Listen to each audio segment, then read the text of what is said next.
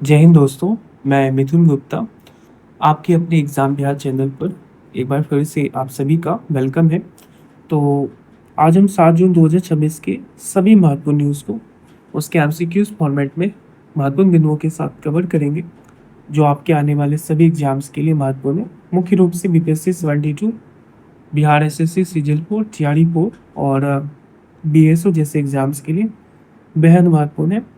तो बिना देरी किए चलिए शुरू करते हैं आज की पहली महत्वपूर्ण अपडेट से। तो नॉर्वे चेस को देखते हैं। जून 2026 में संपन्न हुए प्रतिष्ठित नॉर्वे चेस 2026 टूर्नामेंट की ओपन वर्ल्ड का खिताब किस भारतीय ग्रैंड मास्टर ने कुल 18 अंकों के साथ हासिल करके जीते? तो आर प्रज्ञानंद ने। अब ध्यान रखेंगे, ऑप्शन बी हो जाएगा इसका। तो भारत की जो युवा ग्रैंड मास्टर है आर प्रज्ञानंद ने यह खिताब नॉर्वे चेस 2026 का यह मुख्य खिताब अपने नाम किया और इन्होंने आखिरी राउंड में जर्मनी के विंसेंट कीमर को क्लासिकल चेस में हराकर 18 अंकों के साथ पदक तालिका में शीर्ष स्थान बनाकर यह खिताब जीता है। और अगर हम लोग इसके दूसरे और तीसरे स्थान के बारे में बात करें तो वैसली 17 अंकों के साथ दूसरे स्थान पर और अली रेजा फिरोजा तीसरे स्थान पर रहे। और महिला वर्ग की जो चैंपियन रही है वो कजाकिस्तान की बीबी सारा और असाओ बायवा जो है वो 16.5 अंकों के साथ नॉर्वे चीज महिला 2026 का मुख्य खिताब जीते हैं। आप सारे पॉइंट्स को ध्यान में रखिएगा, ये आपके एग्जाम्स के लिए बेहद महत्वपूर्ण है। तो चलिए नेक्स्ट देखते हैं। जून 2026 में आरबीआई गवर्नर संजय मल्होत्रा की अध्यक्षता में हुई मौद्रिक नीति समिति की बैठक में नीतिगत रेपो दर को कितने प्रतिशत पर बढ़कर रखने का फैसला किया गया है? तो अभी जो वर्तमान में है, जो निर्णय लिया गया है सर्व समिति के द्वारा, वो 5.25% है। हालांकि ये 2 महीने या 3 महीने में वो चेंज किया जाता है, आप ध्यान रखेंगे। तो वर्तमान अभी रेपो रेट कितना है? 5.25%। और ये जो नीतिगत फैसला लिया गया सर्व समिति से, जितने भी उसके कमेटी के मेंबर होते हैं आरबीआई के, तो वो फैसला से जो अभी वर्तमान में रेपो रेट है वो 5.25% है, आप याद रखेंगे। और आरबीआई की जो गवर्नर है वो हमारे संजय मल्होत्रा साहब है। एसडीएफ कितना है? तो 5% है। और जो एमएसएफ और जो बैंक रेट है वो भी 5.5% है। आप दोनों पॉइंट्स को याद रखेंगे कि जो बैंक रेट है वो 5.5% है और जो रेपो रेट है वो 5.25% है। तो ये भी जो अपडेट्स है आपके एग्जाम्स के लिए बेहद महत्वपूर्ण है। दोनों अपडेट्स बहुत महत्वपूर्ण है। तो अगला देखते हैं। 6 जून 2026 को आधिकारिक तौर पर जारी आंकड़ों के अनुसार पिछले 12 वर्षों में अभूतपूर्व वृद्धि दर्ज करते हुए भारत की स्थापित सौर ऊर्जा क्षमता 2.8 गीगावाट से बढ़ाकर कितने गीगावाट पहुंच गई है? तो अब ध्यान रखेंगे 155 गीगावाट होगा।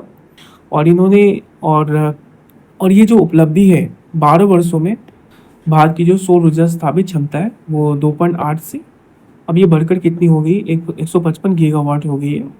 और किंतु हालांकि भारत का जो लक्ष्य है वो 500 गीगावाट तक इसे पहुंचाने का है। तो आप ये भी पॉइंट्स को ध्यान में रखिएगा। भारत का लक्ष्य 500 गीगावाट है, वर्तमान में भी कितना है? 155 है। और ये उपलब्धि 2.8 से 155 तक कितने वर्षों में पहुंची? 12 वर्षों में पहुंची है। आपको पता ही होगा कि भारत के सौर ऊर्जा के क्षेत्र में वैश्विक स्तर पर इसका अपना अलग पहचान है। चलिए नेक्स्ट देखते हैं। जून 2026 में संयुक्त राष्ट्र द्वारा घोषित military gender advocate of the year award से किस भारतीय सेना की पहली महिला कॉम्बैट हेलीकॉप्टर पायलट को सम्मानित किया गया? तो इसका आंसर हो जाएगा मेजर अभिलाषा बराक को।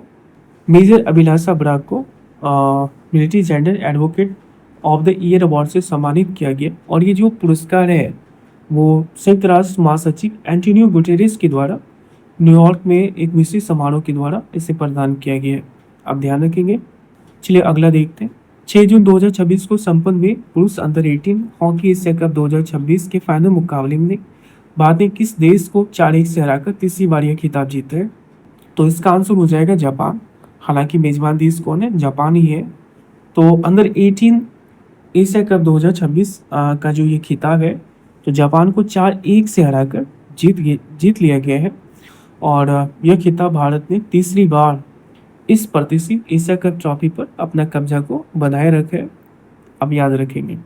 चलिए अगला देखते हैं। दर्शकों के लंबे समय के बाद किस राष्ट्रीय उद्यान में एक अत्यंत दुर्लभ जंगली बिल्ली केरकल को कैमरा ट्रैप के जरिए सफलतापूर्वक देखा गया है। तो ये कहाँ पर देखा गया है? तो पूर्व राष्ट्रीय उद्यान मध्य प्रदेश में देखा गया है। और ये कई दशकों के बाद एक अत्यंत दुर्लभ जंगली बिल्ली यानी केरकल को कैमरा ट्रैप के जरिए देखा गया है। और जो केरकल है ये एक अत्यंत लुप्तप्राय प्रजाति है जिसे वन्यजीव संरक्षण अधिनियम 1972 की अनुसूची 1 के तहत इसे सर्वोत्तम सुरक्षा प्राप्त है। आप ये भी याद रखेंगे और इसके पार्क भी याद रखेंगे। तो चलिए बिहार विशेष में देख लेते हैं। बिहार के सारे एग्जाम्स के लिए महत्वपूर्ण है। आईपीएल में शानदार प्रदर्शन के बाद बिहार के किस 15 वर्षीय युवा खिलाड़ी को पहली बार सीनियर भारतीय पुरुष T20 टीम इंग्लैंड और आयरलैंड दौरे के लिए दौरे में शामिल किया गया है?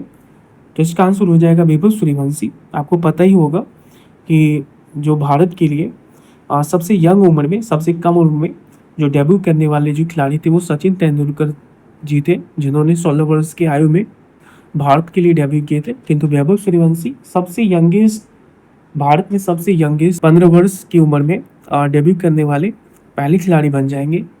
और ये भी आप ध्यान रखेंगे कि इनका जो आईपीएल 2026 में जो इनका सर्वोच्च जो सबसे प्रदर्शन है, इन्होंने 776 रन बनाकर एक तो ऑरेंज कैप अपने नाम किए, साथ ही साथ most valuable player, emerging player, super striker, है ना, ये सारे अवार्ड्स, टोटल कुल 5 अवार्ड्स उन्होंने आईपीएल 2026 में अपने नाम किए, वो आप ध्यान में रखेंगे।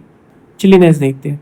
हाल ही में प्रधानमंत्री नरेंद्र मोदी द्वारा किस केंद्र शासित प्रदेश में नमो हवाई अड्डा, टर्मिनल और नमो हॉस्पिटल का उद्घाटन किया है? तो ये दमन में किया गया है। ऑप्शन बी आप याद रखेंगे।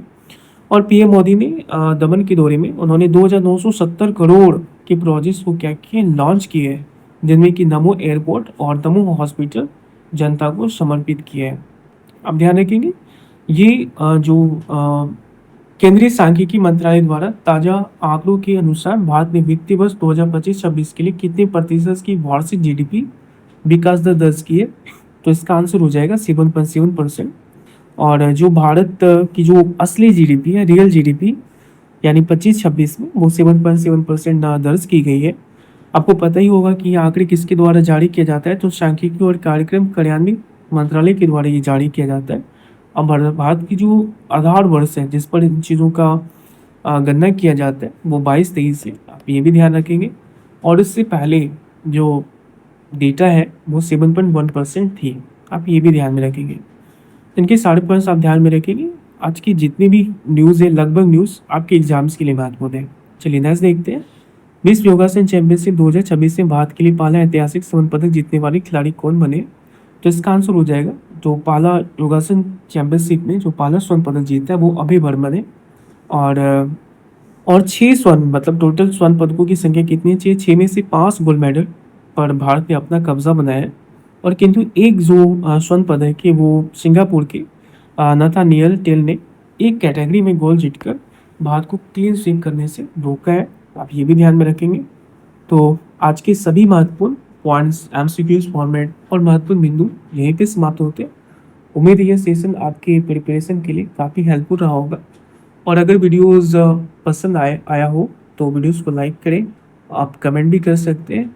और इस चैनल को एक आकार देने के लिए ताकि मैं आपके सामने हर सुबह उपस्थित हूँ एक महत्वपूर्ण फैक्ट्स के साथ, बिना ज़्यादा घुमाए फिराए मैं उसी न्यूज़ को, उसी अपडेट्स को आपके पास रखूँ जो आपके लिए, आपके एग्ज़ाम्स के लिए काफ़ी महत्वपूर्ण हो। आप चैनल को सब्सक्राइब कर सकते हैं। तो मिलते हैं अगले सेशन में। आपका दिन शुभ हो, मंगलमय हो।